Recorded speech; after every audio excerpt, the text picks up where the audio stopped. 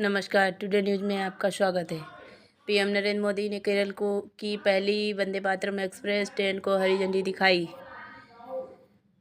तिरुवनंतपुरम प्रधानमंत्री नरेंद्र मोदी के केरल दौरे के अपने दूसरे दिन तिरुवनंतपुरम सेंट्रल रेलवे स्टेशन से वंदे मातरम एक्सप्रेस ट्रेन को हरी झंडी दिखाई।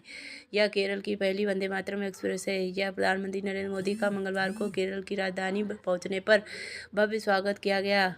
विभिन्न कार्यक्रमों में शामिल होने के बाद और वंदे मातरम एक्सप्रेस को हरी झंडी दिखाने सहित कई परियोजनाओं की शुरुआत करने के सिलसिले में वे यहां पहुंचे हैं। तिरुवनंतपुरम हवाई अड्डे पर केरल के राज्यपाल आरिफ मोहम्मद खान, मुख्यमंत्री पिनरई विजयन और तिरुवनंतपुरम के सांसद तथा कांग्रेस नेता शशि थरूर